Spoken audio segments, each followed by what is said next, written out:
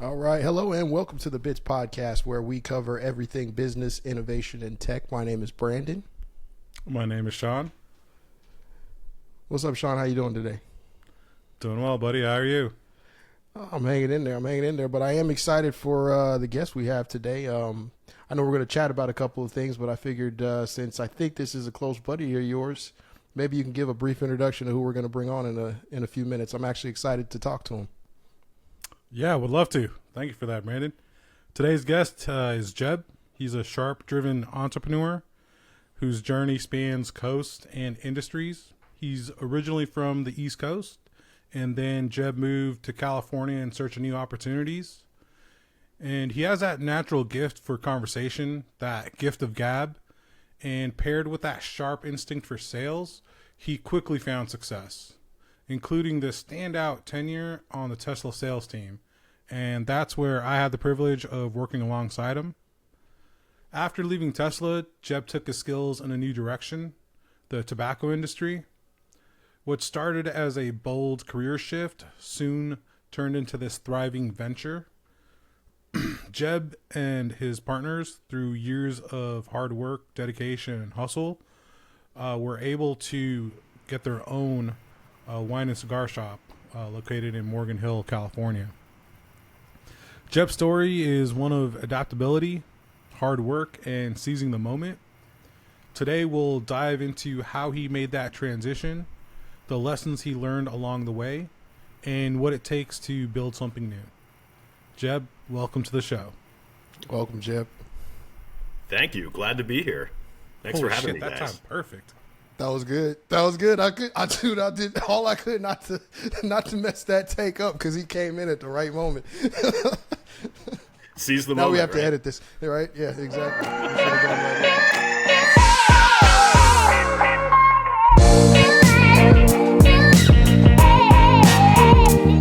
Hey, Jeb. Remind me again, when we first met in the Palo Alto location, did we become friends first and then you introduced me to the Magic Play Group, or was I just, chanting in Magic and you was like, hey, let's become friends?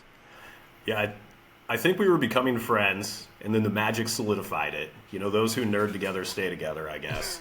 Of course. So it was kind of a combination of the two, but that was also like 2014, man. A long time ago. It's already been that long? Yeah. Man. Nice, yeah. I need a little bit of education on what Magic is. I'm unlearned here. This is a game. Yeah, it's an American collectible trading card game that you play with up to 4 players, and that was that missing part for Jeb, I guess. We both have the aggression, the needed aggression. Nice. Whatever brings anybody together, that's great. So you did say that you guys met at Tesla, right? Did I get that right? Mm-hmm. Perfect. Yeah. So I'm curious. Just I know Sean had mentioned earlier in your intro that you were in sales, and I have huge sales background, so that immediately caught my eye. Like, could you kind of expound upon what you did for Tesla in sales? Yeah, I was what's known as an ownership advisor because back then Tesla wasn't quite the beast it is today. We were only selling one product for most of the time we were there, the Model S. And, we spent a lot of time searching for no's as much as we were searching for yeses, because it was not a product for everyone. The charging network wasn't what it was. The sheer expense of the car. It was helpful that we were at the flagship location in Palo Alto, much more affluent area, so a little bit easier to have the financial conversation, but making sure that the technology was the right thing for people, that they understood you had to charge the car. You can't just fill it up with gasoline. That requires planning for things like road trips. It was a very technical role for what it was. Yeah, that's unlike any sales position probably ever, where you are actively having to turn people down just as much as you want the business. You're like, yeah, no, this isn't right for you. I'm sure that didn't probably go over well with some clientele, right? If you're like, no, it's just, you can't have this, not for you. They're like, what? I mean, it's a valid sales technique. Telling somebody they can't Makes have them it want makes it them more, right? more. Like, yeah. They're like, well, I'll pay you more for it. Maybe at that point. That's awesome. That's awesome. So yeah, you're right. Like, I guess you said back in 2014, I guess this is when around abouts when this was. So it just kind of, snowballed into the behemoth that it is now. And I mean, I'm curious. I mean, Tesla's all in the news right now. What is your opinion on where it is at now? I like the company more than I like its leader. That's for sure. They've done a lot of innovations. They've done a lot of good. And I think you have to think of them as less of a car company and more of a battery and technology company. They've done a good job with a lot of things. Like the charging network was built out really well. And then there's a few flubs. Like I consider the Model X to be atrocious. That's just me being a car guy. But the fact that they're a household name and they only have a few cars is pretty telling. Yeah, they've definitely made an impact on American culture. Indeed. So you're saying this is a good buying opportunity, right? Yeah, from an insider. Because I just bought more, so from an insider, if you give me the the pat on the back that I think that's a good move. I think it was. I don't know. Sean probably disagrees with me. He's mad over there that he lost a lot of earnings. I think, right? It was fun while it lasted. It's coming back, man. Don't worry about it. We're good. So I know Tesla had to pivot a few times. How about yourself, Jeb? What made you pivot into the cigar industry? Oh, working for Tesla, honestly. Right. It happened one day when I was in my second role at Tesla doing essentially lease returns or renewals, however you want to think of it. And I just got to a point where I didn't really want to grow with the company anymore. And I decided to take a risk on a random opportunity to manage a cigar shop in Fremont. And ended up just falling in love with it. It's one of those cases of cigars and pipes and tobacco are kind of a passion of mine. And if you can get the opportunity to seize that passion, sometimes it works out, and you never know unless you go for it. Like, you just got to take a risk. And thankfully for me, it has. It's worked out. Nice. I mean, that must have been a huge transition, sales in, a tech company, and then you're shifting over to cigars, which as time goes on, the cigar industry, smoking industry is kind of frowned upon. Less people are going around that direction. So how'd you adjust to that transition? It was a more relaxed atmosphere. And what's interesting is going from selling Teslas to selling cigars, which are still kind of a high-end product. It was honestly similar customer base, just in a more relaxed atmosphere. And my favorite part about cigars is what it really does for people is it's a true leveler, regardless of your age, your background, your class. Everybody sits down at a table, lights a cigar, and lies at each other and busts each other's balls. It's a great thing to witness. It's humans being humans, which is increasingly rare in the world that we live in. And I think it being something that is frowned upon by some people because we're lumped in with the same kind of tobacco as cigarettes and things like that we do tend to stick together and form a stronger community. So some of the bonds that I've formed over the last 8 years doing this have just been great. And I imagine that I would still have them when I left. Whereas a lot of industries and jobs, when you leave, things change and people move on, But I still talk to the same people I've been talking to since I started. Yeah, it's awesome. It's got to be more fulfilling too, right? Than I don't know, like from Sean and myself working for big company, bureaucracy and all the the ins and outs that you have to work through. I think it's always refreshing to see individuals take a step out on faith when you come from kind of the security of a big company or Fortune 500 to being a small business owner. But I think that's the dream for everybody, where you kind of create your own. You basically have to build and walk your own path every day, right? Where things aren't necessarily as guaranteed. So I was just curious if you had anything like that drove you to be a small business owner when you were working at Tesla, or I don't know, your past career. Was this always a direction that you kind of wanted to go? And if so, could you kind of talk about like what led you to finally take that step out on faith, or was this just right timing kind of scenario? Really good question. It, a lot of it spawned from a very stupid interaction that I had. Speaking of big company, if I may use the term bullshit, I was in the same state of shaving that I am today, which my wife yells at me for, doing sales on a phone. So not even Zoom like this, literally just a phone call.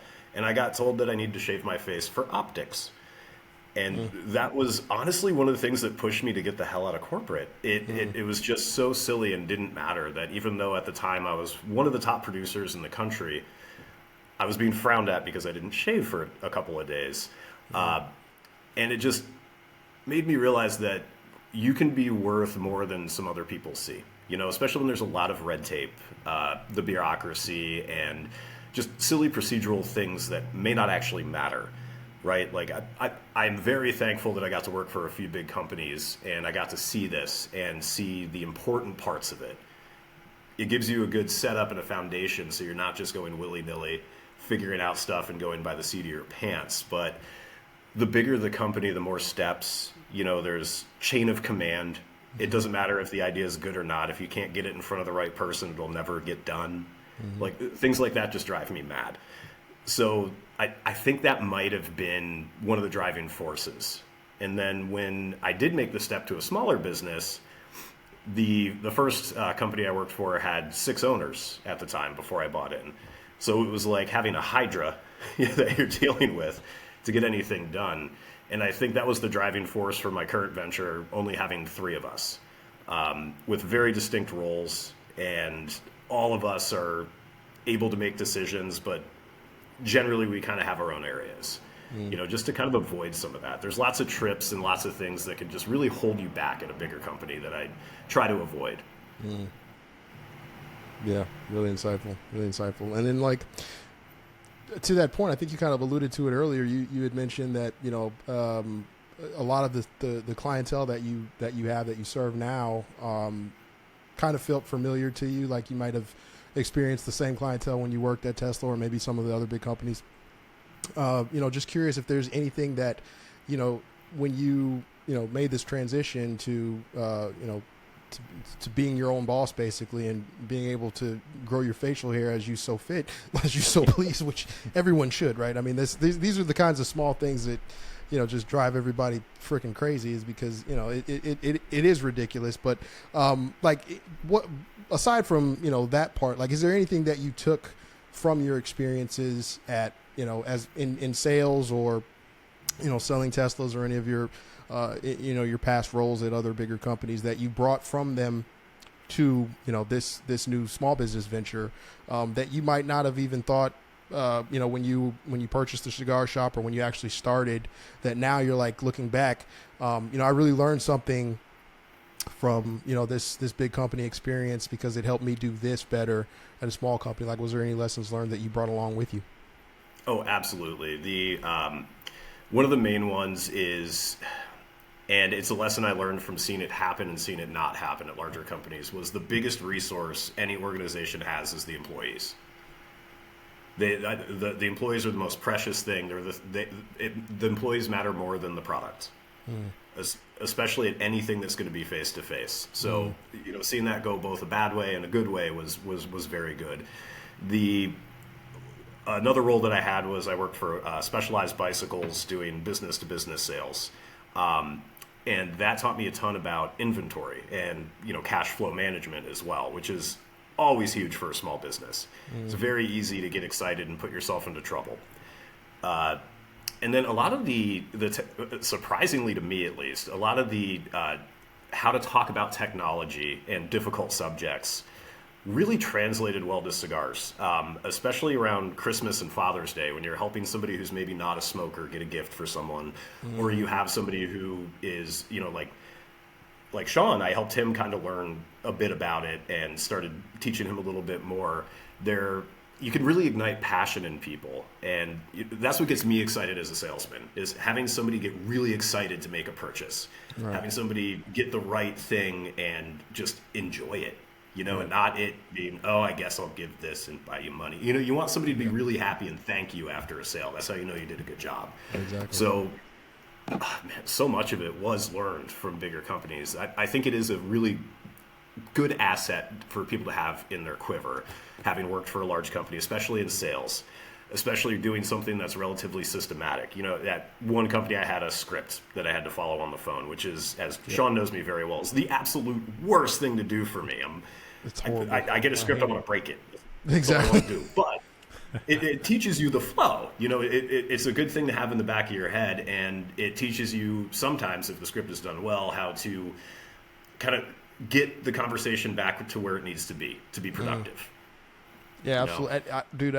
The scripts and having it's good. Like, I guess I have a huge background in sales, but I was also like a child actor, as at a young age. So like I got really used to, screenplays and scripts and reading and auditioning. And, the problem that I had was a lot of times when you read somebody else's words, they don't sound like yourself coming out of your mouth. So like it's good to have as like a, like almost like an outline, but you always have to kind of put your own twist and your own spin on it. And then, the reward is so much better when it feels like it's actually you saying the words, right? So I would have to imagine that, that's probably what you would take. And it very, very interesting to me. I just wanted to go ahead and point out that I kindred spirit on that script, hate of script, right? Yeah. Right. Hey man, I didn't write a script after this, just the outline, and hopefully we're rolling around. We're rolling around indeed. One of the questions I have, Jeb, for you, you talked about bonding with the community, and it reminds me that currently, just in our society, we don't really have like a third place to go visit, and it seems like you're really creating that third place for that local community.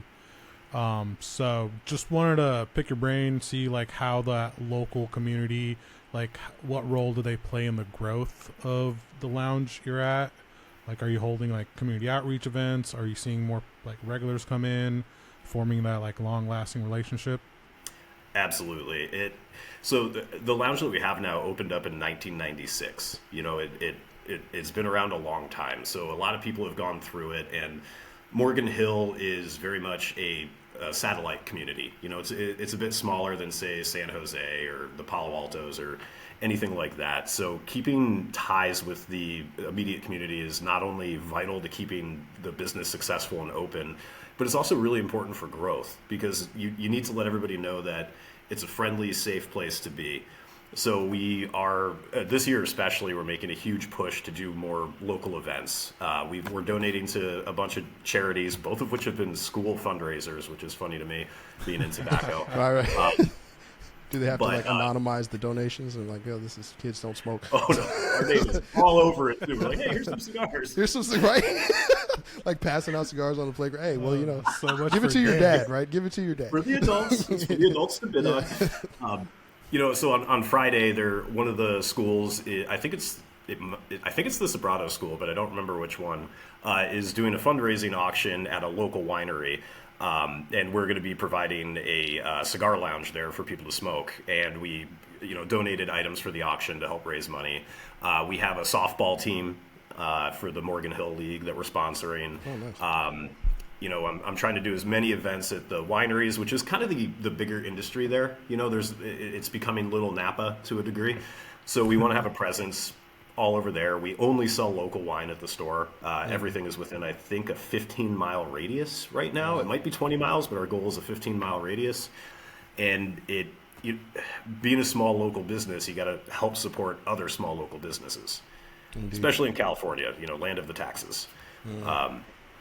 It's just the right thing to do. And being the third place, too, is very important. But to do so, you really got to set the right boundaries. You're not allowed to talk politics. That's not what you're there for. You're there to have a good time. Little rules like that, and ensuring that people are respectful. Do you have a sign it goes that a says really that? long way. Not yet. Like what you can't discuss, and I feel like that might be warranted, right? If you add a little bit of pair your wine with a nice whiskey, and somebody gets really comfortable, it's going to take a direction. So it's like, you can just point to the sign and be like, look, guys, shut that shit down. Yeah, and part of it is empowering your staff to have that conversation. And then making sure that the people who are your regulars and frequent are comfortable enough to go, hey man, we don't do that here. Especially the ladies are really good about it. If somebody gets a little out of pocket, they're like, hey, no, we don't do that here. And most of the time the staff doesn't even get involved because it ends sooner. That could be something that's more unique to the cigar world, because again, it is a community automatically. Even people who don't like each other that much are very polite and hang out. Yeah. So I'm like curious in that same vein, like you said the cigar shop opened up in the 1990s. I can't remember the exact date you said, but like, so it had, I'm assuming, probably regulars that would frequent the shop that when you took it over, was that something that was important to you when you looked to buy the shop? And then two, like, was there anything strategic about the location that you picked? Did it just happen to be that opportunity, or was there something, like was there, a lot of clientele because of that specific community? Like, what is the community like there? Yeah, it was in an interesting place. The some of the clientele had been scared away, to be polite, from previous ownership, which is the reason it came for sale. The first reason I jumped on it was it was actually the shop I got into cigars at. When I moved to California in 2008, I used to go there and have a cigar, have a beer on a Friday night after work, and I really started to pick it up there. But it also is a really rare opportunity having a full bar. There's only 4 of us in Northern California total. And there's a Supreme Court ruling that there won't be any more Type 48, which is the full bar license for tobacco establishments. So the potential was just there and huge. Yeah. Just huge. And in the year that we've had, a little over a year now, that we've had it, we've seen a lot of customers start coming back because they heard it's a more friendly environment. And we've done things like we've pumped some money into it to increase the selection, both on the alcohol and the tobacco side, which is important. You got to give people a reason to come in. That's our job as business owners. You make it comfortable and you give them a reason to spend their money. So like, what's your marketing strategy if you have one? I don't know if you need it or if you do, but like for bringing in new clientele, maybe from folks that aren't in the community, right? I mean, just this conversation, I'm all the way in Florida, but I'm excited to come out in June just to go there, right? So like, do you have anything that you like for outreach? Is there anything that you do, strategically to bring in new business? Yes, mainly social media. So being in tobacco, we can't advertise in a lot of platforms. And we're limited to how we can advertise even on those platforms. So social media has been huge, especially Instagram, more than anything else. We haven't delved into TikTok yet, but that's probably going to be in the future. You have to make some crazy videos, man. You have to do the latest TikTok dance in the lounge, smoking a cigar. Exactly. And it's one of the things I feel in my industry, there tends to be... I'm one of the younger owners, like it tends to be an older industry. It tends to be something people do when they retire. So the social media can absolutely use a push across the board for anybody in the industry. And what people don't realize is it's you need to have good content, but more importantly, you need to have frequent content. You need to be posting pretty much every day, even if it's just a picture of having this cigar today or whatever it may be. But you need to get on that algorithm so that people will see you. The other outreach that we have is, the June event that I'm talking about is actually going to be advertised by Metallica. Oh, wow. Wow. That's dope. So how did that happen? They have a cigar. Oh, okay. So they partnered up and did blackened whiskey, and then they did the blackened cigar with Drew Estate. So we're big supporters of the brand Drew Estate, and having a full bar, we're able to serve the whiskey and sell the cigars. That's and awesome. Nice. Rob Dietrich's going to be there. So anytime you can get that kind, you just need to be able to jump on opportunities like that. And not everybody can, it's going to take a big push. We're going to need to have extra staff for the day. Possibly security. Things like that. But if you don't have Metallica's advertising an event for us. That's huge. That's huge.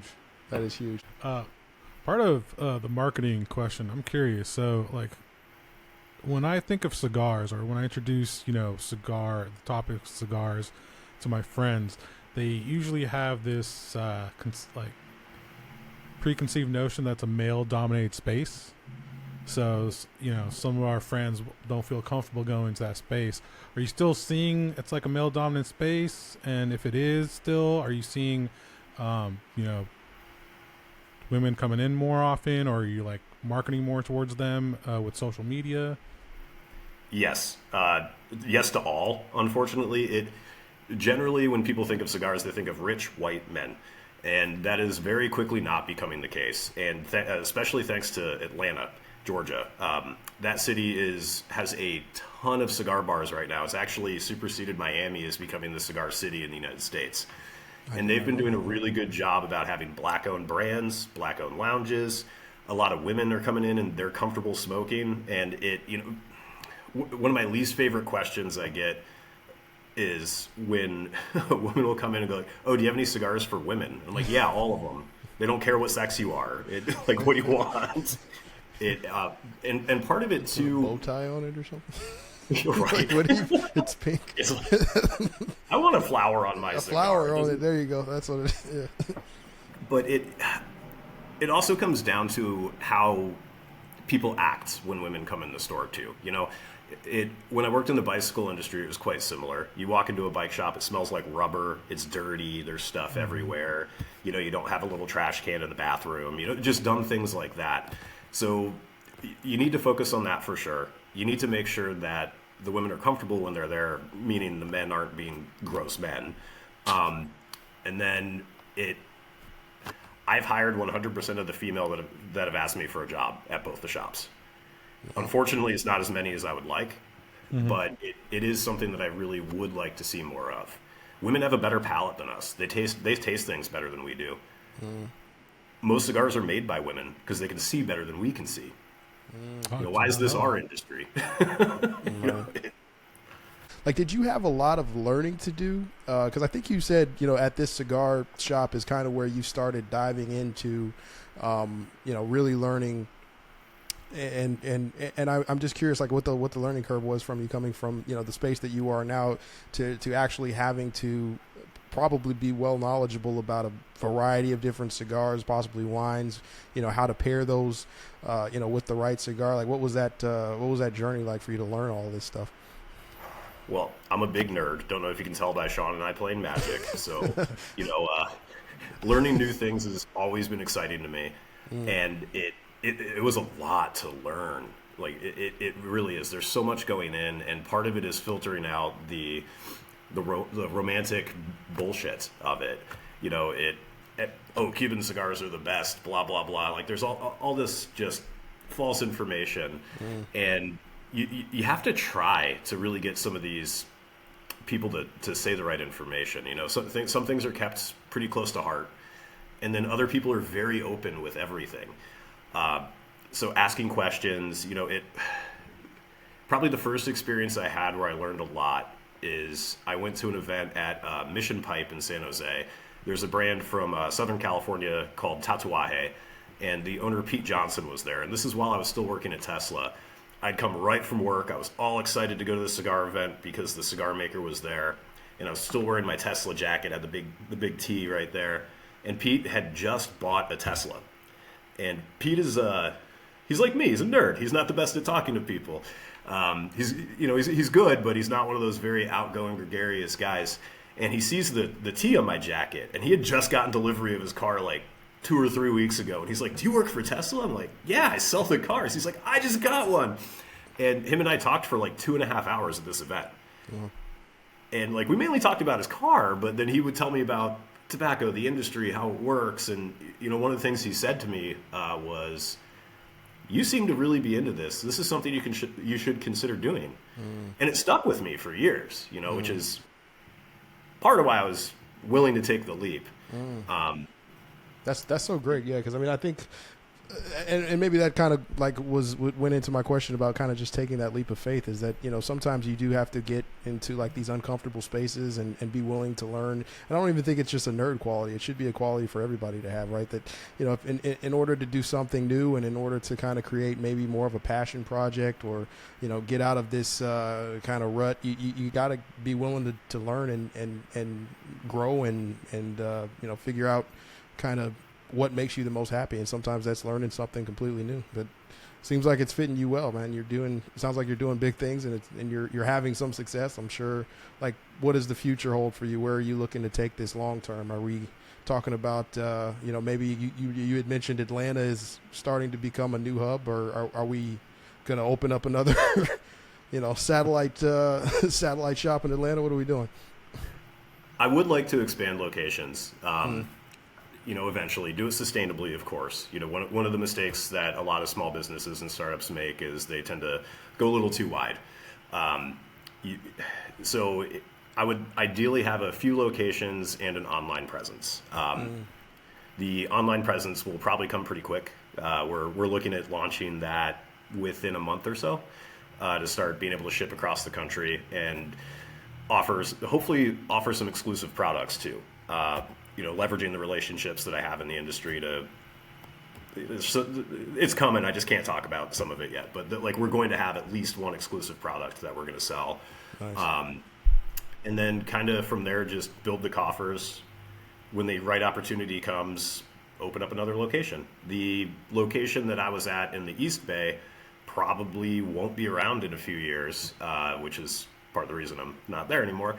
And maybe we'll have a second location on the 880 corridor to help fill a gap.